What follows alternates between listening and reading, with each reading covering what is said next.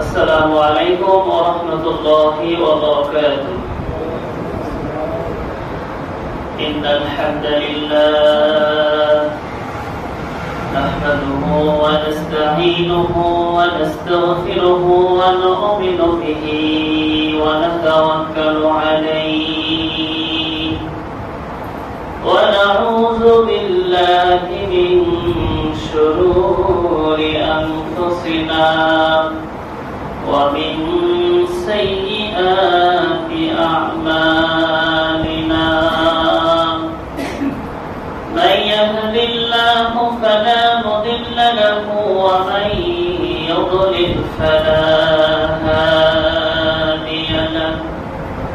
أشهد أن لا إله إلا الله وحده لا شريك له، وأشهد أن سيدنا وسندنا ومحبوبنا ومولانا محمدا عبده ورسوله الذي أرسله الله تبارك وتعالى في كلامه المجيد وفي فرقانه الحميد. أعوذ بالله من الشيطان الرجيم. بسم الله الرحمن الرحيم.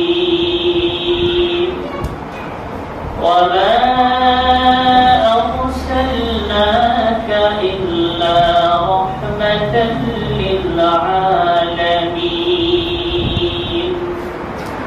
صدق الله العظيم.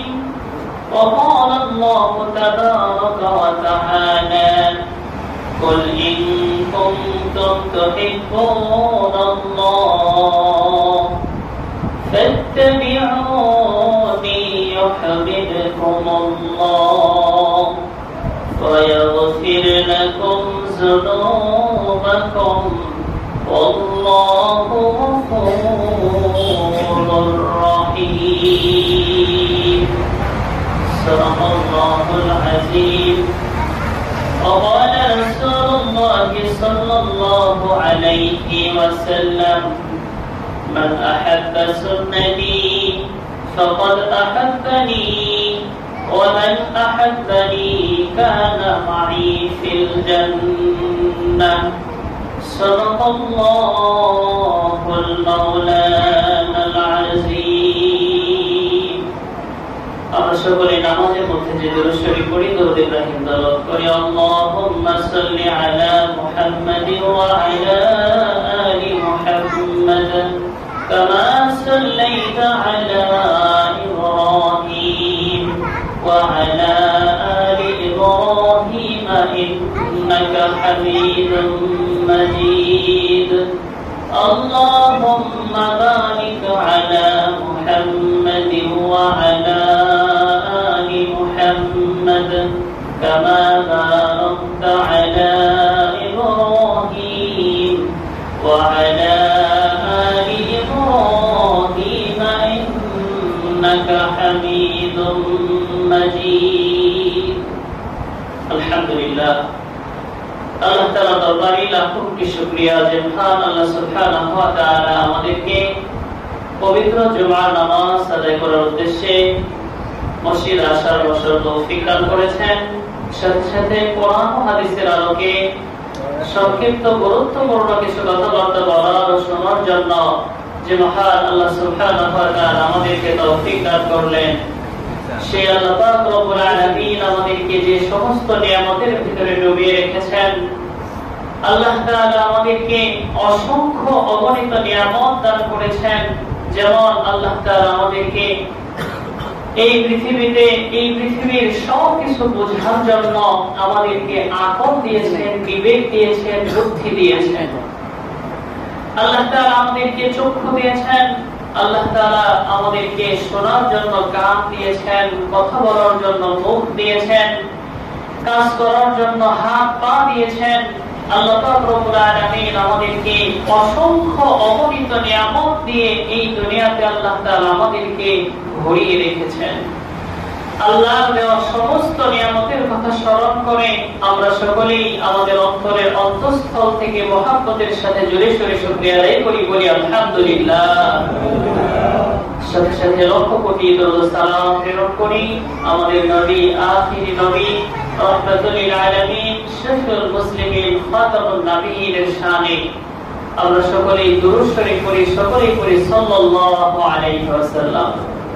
রাসূল আকরাম সাল্লাল্লাহু আলাইহি ওয়াসাল্লাম যখন তার মা আমিনার গর্ভে ছিলেন, আমরা গত জুমা পর্যন্ত আলোচনা শুনেছিলাম যে আল্লাহর নবী এই পৃথিবীতে আসার আগেই আল্লাহ তাআলা বেশ কিছু অলৌকিক ঘটনা তার মায়ের গর্ভেই ঘটিয়েছেন। আমিনা যখন তার গর্ভে আমাদের নবী হযরত মুহাম্মদ রাসূলুল্লাহ সাল্লাল্লাহু আলাইহি ওয়াসাল্লাম চলে আসলেন, তখন আমিনা যেই জায়গা দিয়ে হাঁটতেন, যেই জায়গায় তিনি যেতেন, মনে হতো আমিনার শরীর থেকে মিশকে আম্বরের মতো সুগন্ধি বের হইতেছে। সুবহানাল্লাহ।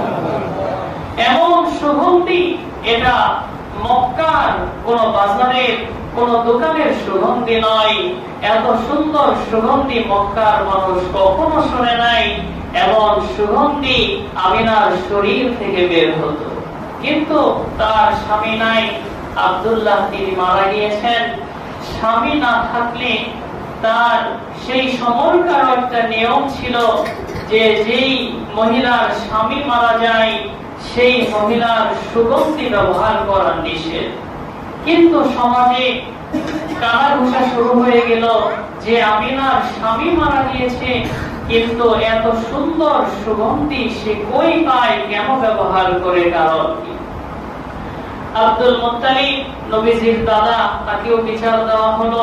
নবীজির দাদিকেও বলা হলো যে তোমার পুত্রবধূ তার স্বামী নাই, কিন্তু সুগন্ধি সে কেন ব্যবহার করে, সুগন্ধি সে কই থেকে পায়? আমিনাকে যখন ডাক দেওয়া হলো, আব্দুল মুত্তালিব আমিনাকে জিজ্ঞাসা করতেছে, বৌমা তোমাকে অনেক মহব্বত করি, অনেক আদর করি, আমার সন্তান আব্দুল্লাহ দুনিয়ার জমিনে নাই, কিন্তু সমাজের মানুষ আমার কাছে বিচার দিতেছে, নালিশ করতেছে, তুমি নাকি সুগন্ধি ব্যবহার করে বাইরে বের হও। আমি বলতেছে যে বাবা, আমি তো আমার শরীরের ভিতরে বাজার থেকে কোন সুগন্ধি কিনে আনে লাগাই নাই।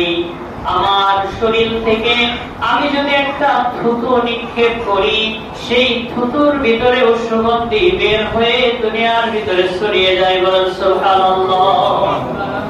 শুধু তাই নাই বাবা, আমি যখন আমার এই শরীর নিয়ে যখন আমি পানি আনার জন্য কুয়ার কাছে যাই, কুয়ার পানিগুলো নিচে থাকে, পানির স্তর নিচে থাকে, কিন্তু আমি পানি আনার জন্য যখন কুয়ার কাছে যাই, আমার কারণে আমার পেটের ভিতরে যা আছে এর বদৌলতের ফজিলতে কুয়ার পানিগুলো আমার যেন নিতে সুবিধা হয়, এই পানিগুলো উপরে চলে আসে। বলেন সুবহানাল্লাহ।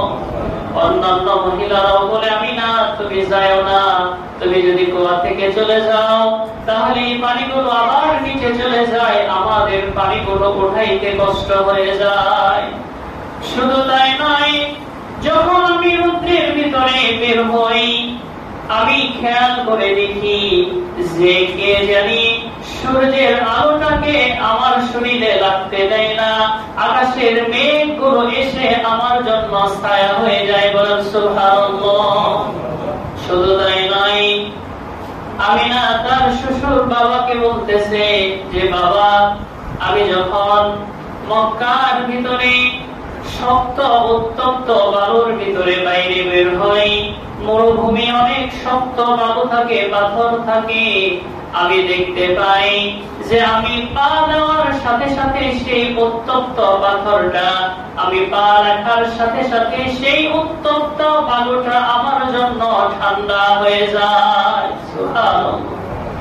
আল্লাহর নবীজি রাহমাতুল লিল আলামিন পৃথিবীতে আসার আগেই আমিনার গর্ভে থাকতেই আমিনাকে আল্লাহ তাআলা এত ফজিলত দিয়েছেন। নবীজির জন্ম সাধারণ অন্য কোন মানুষের মতো জন্ম নয়। রবিউল আউয়াল মাস চলতেছে, রবিউল আউয়াল মাসেই আল্লাহ তাআলা নবীজিকে দুনিয়ার জমিনে পাঠিয়েছিলেন। যখন অন্যান্য মহিলারা গর্ভ ধারণ করে, তখন সেই মহিলাগুলোর যখন পেটের বাচ্চার বয়স 3 থেকে 4 মাস বয়স হয়, তখন মহিলাদের পেট কিন্তু আস্তে আস্তে বড় হয়, একটা বমি বমি ভাব হয়, অসুস্থতা লাগে। কিন্তু নবীজি যখন তার মা আমিনার গর্ভে ছিল, আমিনার পেট একটু বড় হয় নাই এবং আমিনা একটু অসুস্থ হয় নাই। বলেন সুবহানাল্লাহ। এমন নিয়ামত আল্লাহ তাআলা তাকে দিয়েছিলেন। আমিনা বর্ণনা করেন যে আমি যখন আমার সন্তানকে প্রসব করার সময় যখন ঘনিয়ে আসলো, আমার যখন মনে হলো 10 মাস 10 দিন হয়ে গিয়েছে, আমি ঘরের ভিতরে বসা, আর উম্মে আইমান নামক একজন মহিলা ছিল, আর আবু লাহাবের বাদী সুয়াইবা নামক একজন মহিলা ছিল আমার ঘরের ভিতরে। তারা অন্যান্য মহিলাদেরও মক্কার ভিতরে ডেলিভারির সময় তারা সহযোগিতা করে, আমার কাছেও তারা ছিল। ডেলিভারির সময় হয়েছে, আমি তাদের সাথে বসে আমি বালিশে হেলান দিয়ে তাদের সাথে কথা বলতেছিলাম। কথা বলতে বলতে এক পর্যায়ে আমিনা বর্ণনা করে আমার ঘুম চলে আসলো।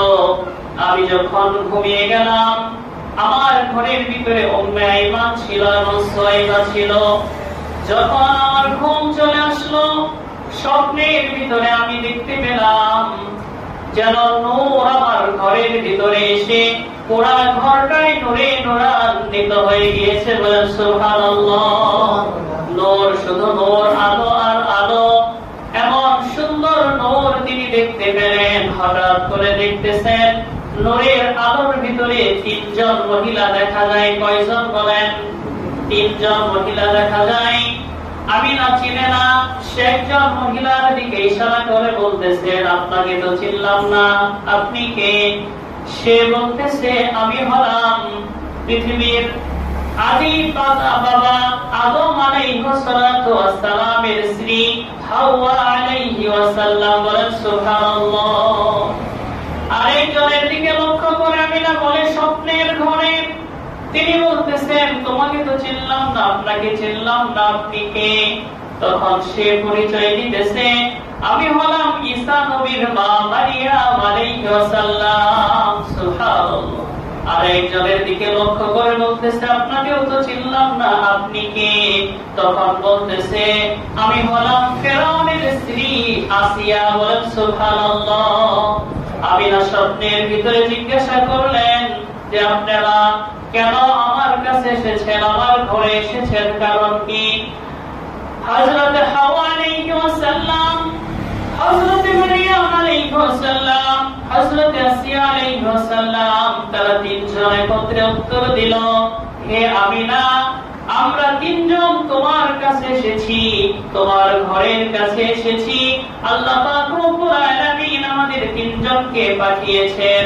তোমার পেট থেকে আজকে যেই মহামানবটা বের হবে, সেই মহামানবটা বের হওয়ার সময়, রাহমাতুল লিল আলামিন ডেলিভারি হওয়ার সময় তুমি আমিনার যেন কোনো কষ্ট না হয়, সেই জন্য মেডিকেল টিম বানায়া আল্লাহ আমাদেরকে পাঠাইয়া দিয়েছেন। আল্লাহ তাআলা যেন আমাদের নবীর ডেলিভারি হওয়ার সময় মা আমিনার কোনো কষ্ট না হয়, সেই জন্য আল্লাহ তাআলা 3 জন মহিষী নারীকে আল্লাহ তাআলা আমিনার ঘরে স্বপ্নের ভিতরে পাঠিয়ে দিয়েছেন। বলেন সুবহানাল্লাহ। এবং হযরত আমিনা এইগুলো স্বপ্ন দেখতে দেখতে হঠাৎ তার ঘুম ভেঙে গেল। স্বপ্ন যখন ভেঙে গেল তখন তিনি ঘুম থেকে উঠে তিনি দেখলেন যে সুয়াইবার কোলের ভিতরে এত সুন্দর ফুটফুটে শিশু যেন আকাশের চাঁদ তার কোলের ভিতরে চলে এসেছে। বলেন সুবহানাল্লাহ। আমিনা বর্ণনা করে মহিলারা ডেলিভারি করার সময় কত কষ্ট হয়, আমিনা পিঁপড়ায় কামড় দিলে যে কষ্ট হয় এরকম কষ্ট আমিনার হয় নাই। বলেন সুবহানাল্লাহ। সুয়াইবা তিনি আবু লাহাবের বাড়ি ছিল, দাসী ছিল। সুয়াইবার কোলে ছিল। সন্তান ভূমিষ্ঠ হওয়ার পরে এই সংবাদ নিয়ে সুয়াইবা চলে গিয়েছে সন্তানটা উম্মে আইমানের কোলে দিয়ে। সুয়াইবা চলে গিয়েছে আবু লাহাবের কাছে। আবু লাহাব ছিল নবীজির চাচা। কে ছিল? নবীজির চাচা। আবু তালেব, আবু লাহাব এরা কিন্তু নবীজির চাচা ছিল। নবীজির চাচাকে যে বলতেছে সুয়াইবা যে হে মালিক, আপনার ভাতিজা হয়েছে আর আপনার ভাতিজার চেহারা এত সুন্দর হয়েছে, দেখলে শুধু দেখতেই মন চায়, এত সুন্দর চেহারার একটা ভাতিজা আপনার হয়েছে। আপনার যে ভাই দুনিয়ার জমিনে নাই, সে থাকলে আজকে কত খুশি হতো। সে আবু লাহাব, সেও তার মৃত ভাই আব্দুল্লাহ দুনিয়ার জমিনে নাই, তার ভাই জীবিত থাকলে খুশি হতো। তার ভাইয়ের মতো সেও খুশি হয়ে যে সুয়াইবা আমিও খুশি হলাম, তুমি যে আমার বাদী ছিলা, এত সুন্দর সংবাদ আমার কাছে আনার কারণে আজকে তোমাকে আজাদ করে দিলাম। সুবহানাল্লাহ। দুই আঙ্গুল দিয়ে ইশারা করে সুয়াইবাকে সেই দিন আজাদ করে দিয়েছিল, দাস থেকে তাকে মুক্তি দেওয়া হয়েছিল। আবু লাহাব ইসলাম গ্রহণ করতে পারেন নাই, সে মুসলমান হতে পারেন নাই। তাকে যখন মৃত্যুর পরে কবরে রাখা হয়, দাফন করা হয়, আব্দুল্লাহ ইবনে আব্বাস রাদিয়াল্লাহু তাআলা আনহু তিনি স্বপ্নের মাধ্যমে আবু লাহাবকে দেখতে পায়। দেখতে পাওয়ার পরে জিজ্ঞাসা করে, আবু লাহাব তোমার কি অবস্থা, তুমি কেমন আছো? আবু লাহাব বলে যে আমি খুব কষ্টের ভিতরে আছি, অনেক যন্ত্রণার ভিতরে আছি, কবরের আযাবের মধ্যে আছি। কিন্তু প্রতি সোমবার যেই দুই আঙ্গুল দিয়ে ইশারা করে আমার বাড়ি সুয়াইবাকে নবী জন্ম হওয়ার সংবাদ পাওয়ার পরে আমার বাড়ি সুয়াইবাকে দুই আঙ্গুল দিয়ে ইশারা করে আমি মুক্ত করে দিয়েছিলাম। প্রতি সোমবার সেই নবীর জন্মদিনে এই আঙ্গুল থেকে চুষলে আমি মধু পাই, কিছু রস পাই, এটা খেলে আমার আযাব কম হয়। বলেন সুবহানাল্লাহ। তাহলে নবীর জন্মের সুসংবাদ শুনে খুশি হওয়ার পরে যদি একজন কাফির বেঈমানের কবরের আযাবও কমে যেতে পারে, আর যারা মুসলমান তারা অবশ্যই নবীর জন্মেতে খুশি হলে, নবীর মহাব্বতি হলে আল্লাহ তাআলা দুনিয়া এবং আখিরাতে তার জন্য সম্মানিত করবেন। সেই জন্য আল্লাহ পাক রব্বুল আলামিন কোরআনুল কারীমের ভিতরে বলতেছেন, কুল ইন কুনতুম তুহিব্বুনাল্লাহ ফাত্তাবিউনি ইউহিব্বুকুমুল্লাহ ওয়া ইয়াগফির লাকুম যুনুবাকুম ওয়াল্লাহু গফুরুর রহিম। আল্লাহ পাক রব্বুল আলামিন বলতেছেন, হে আমার বান্দারা শোনো, তোমরা যদি আমি আল্লাহকে মহব্বত করতে চাও, আমি আল্লাহকে ভালোবাসতে চাও, আমি আল্লাহর প্রিয় বান্দা হতে চাও, ফাত্তাবিউনি ইউহিব্বুকুমুল্লাহ, আমি আল্লাহর নবীকে তোমরা তোমাদের জীবনের চেয়ে বেশি ভালোবাসো।